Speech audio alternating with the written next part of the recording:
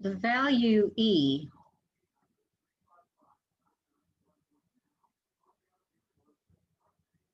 is approximately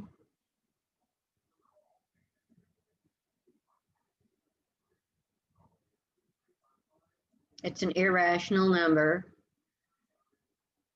and like pi, it's a number. This represents a constant value that occurs regularly in nature, and it's about 2.718. If you want a few more of the digits, it's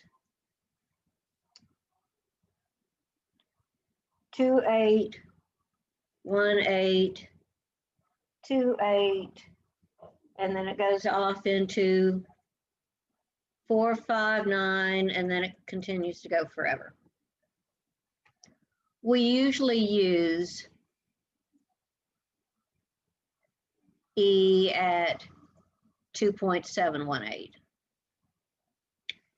And this is the constant, which is the base of constant increase, well, constant exponential increase.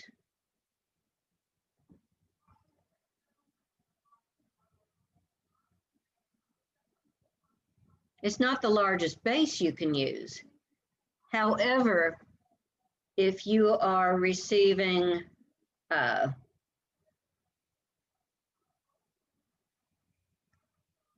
constant or what they call continuous compounding,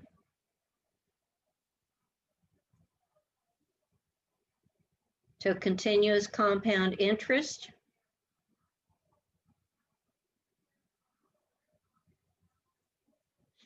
this is your base.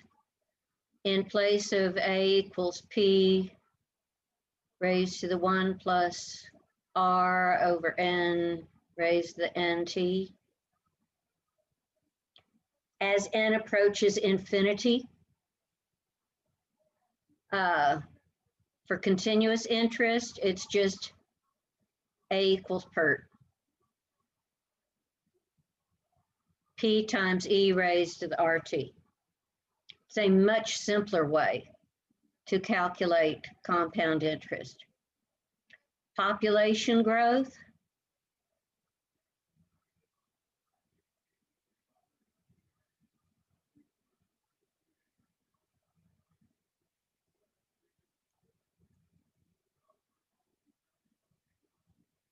The amount in the population is PERT, P-E-R-T. They may write this as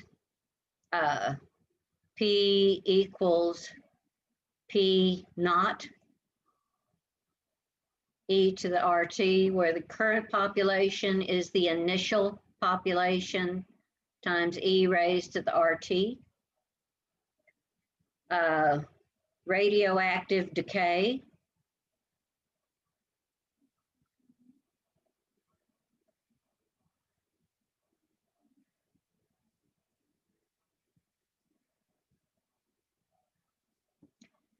Is the same.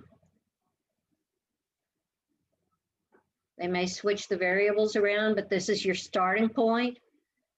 This is the amount at any given time. And anything which is done constantly is times E to the RT. For decay, R is going to be negative. So R would be less than, not equal to, just less than 0. If it's a decay, your rate of increase is basically a negative. If it's increasing, your rate is positive.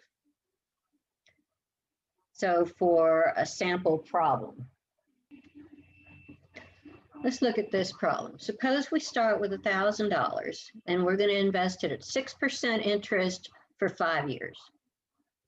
How much would be in the account if it is compounded annually? So annual and everything but continuous is going to use this formula, P equals 1 plus R over N raised to the NT. Annually means N equals 1. So our amount is going to be $1,000 times 1 plus 0.06 raised to the 5th. That is going to give us $1,338.23.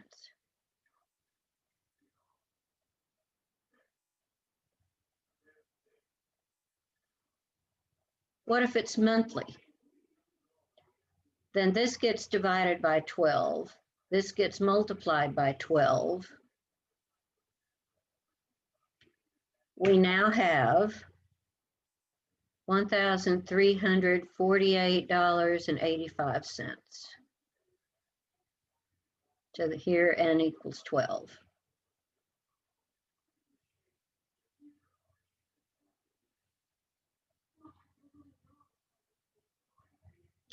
Daily. For daily, N is $365.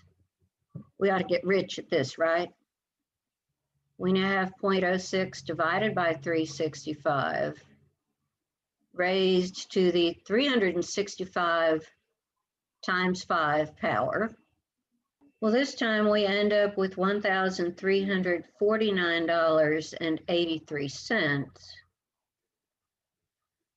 It's a lot of work, and it's only gotten us a few pennies more, less than $1 actually. 1349.83, so 98 cents. Now continuously, we just use PERT. P times E to the RT.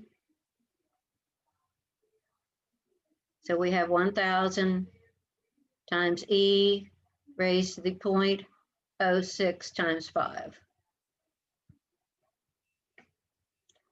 So we do 0.06 times 5, and then we get E to that power times 1,000, and we got our other 2 pennies.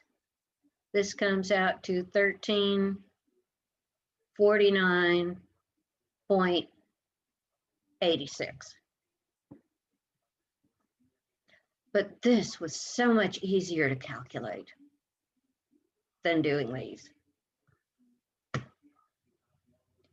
Any kind of population increase or decrease, the only difference, populations do their thing continuously.